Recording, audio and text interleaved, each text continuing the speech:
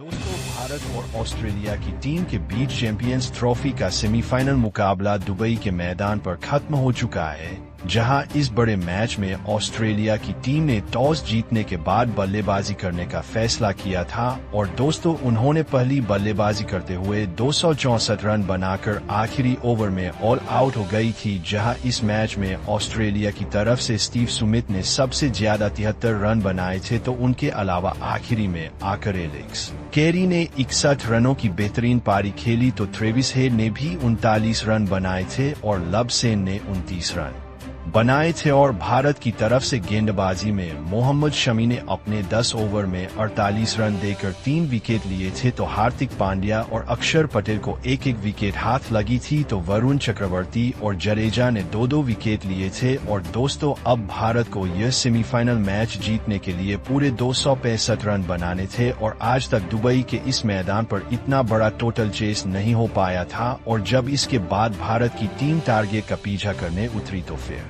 उनकी शुरुआत रोहित शर्मा ने इस मैच में काफी आक्रामक अंदाज में करवाई थी, क्योंकि वो शुरुआत से ही काफी आक्रामक बैटिंग कर रहे थे। एक के बाद एक चौके मार रहे थे, लेकिन उनका बीच में 2 कैच भी छूट गया था। लेकिन इसी बीच 30 रन के स्कोर पर बेन डोर्सी ने शुमान गिल को क्लीन बोल्ड मार दिया। गिल केवल 8 रन बनाकर आउट हुए। इसके बाद विराट कोहली बल्लेबाजी करने उतरे और कोहली एक तरफ से भारत की पारी को संभाल कर खड़े थे, लेकिन तभी 43 रन के स्कोर पर कूपर कॉलोनी ने कप्तान रोहित शर्मा को आउट कर दिया और दोस्तों रोहित शर्मा 28 रन बनाकर आउट हुए थे और भारत के दोनों ओपनर बल्लेबाज 43 रन के स्कोर पर पवेलियन लौट चुके थे। लेकिन एक तरफ इस मैच और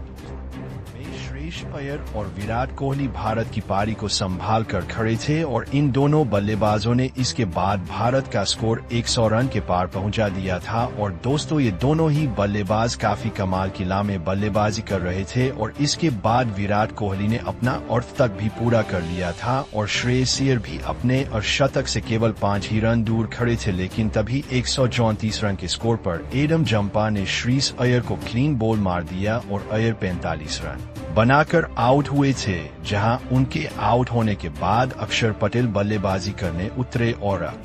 पटेल भी इस मैच में विराट कोहली का पूरा साथ दे रहे थे और भारत की टीम इस मुकाबले को धीरे धीरे जीतने की ओर आगे बढ़ रही थी। लेकिन तभी 178 रन के स्कोर पर नेथन एलिस ने अक्षर पटेल को क्लीन बोल्ड मार दिया और अक्षर पटेल 27 रन बनाकर आउट हुए थे। इसके बाद केएल राहुल बल्लेबाजी करने उतरे और केएल राहुल ने आते ही इस मैच में भारत की रनों की गति अक्षर पटेल को क्लीन बोल्ड मार दिया और अक्षर पटेल 27 रन बनाकर आउट हुए थे। इसके बाद केएल राहुल बल्लेबाजी करने उतरे और केएल राहुल ने आते ही इस मैच में भारत की रनों की गति को तेजी से आगे बढ़ाया और एक तरफ विराट कोहली भारत की पारी को संभाल कर खड़े थे और इसके बाद आखिरी 50 गेंदों में भारत को 52 रन बनाने थे। लेकिन इसके बाद 225 रन के स्कोर पर विराट कोहली एक मारने की कोशिश में एडम जंपा की गेंद पर आउट हो बैठे, लेकिन कोहली ने इस मैच में 84 रनों की एक शानदार पारी खेलकर आउट हुए थे। उनके आउट होने के बाद हार्दिक पांड्या बल्लेबाजी करने उतरे और एक तरफ केएल राहुल आक्रामक बल्लेबाजी कर ही रहे